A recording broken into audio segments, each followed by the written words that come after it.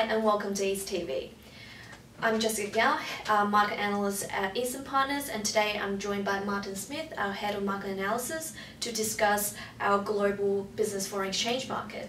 Martin, what business foreign exchange markets are covered by Eastern Partners global coverage?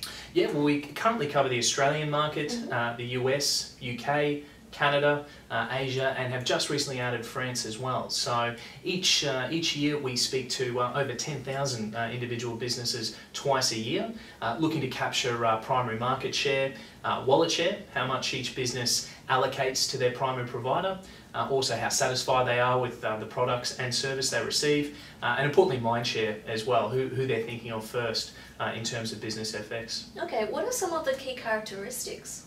Yeah, what we see in the UK market, it is very fragmented. It's very competitive. There's a number of other FX providers which fall outside of the major banks and even some of the standalone FX providers there. So very highly competitive, and we see some new entrants and basically disruptors starting to hold more sway. That's the opposite in the US market. We've actually seen it consolidate in a way, and some of the major banks there, such as Citi, for example, looking to consolidate their fairly sizable primary market share position. In Australia, obviously very competitive, and it's really broken down by business size. So smaller businesses are more I guess, inclined to stick with their primary provider as opposed to larger businesses who will happily shop around for a better rate. But in France, yeah, we definitely see less product penetration there with, say, FX options and forwards products. It is a less developed market, and some of the major domestic French banks there, such as BNP Paribas, are very prominent. So really, no one market is the same.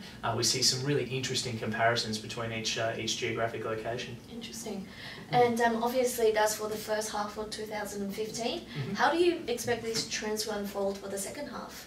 Yeah, well, you can expect to see, I guess in France, a little bit more of development there in terms of international banks and some of those other smaller providers starting to gain a little bit more ground. In Canada, for example, we expect to see a little bit more competition for, say, some of the major primary spot FX relationships. Royal Bank of Canada, very prominent there, but starting to face competition in terms of options and forwards market share there as well. So really the key element though, and the big leaders in each industry will be looking at it, is wallet share.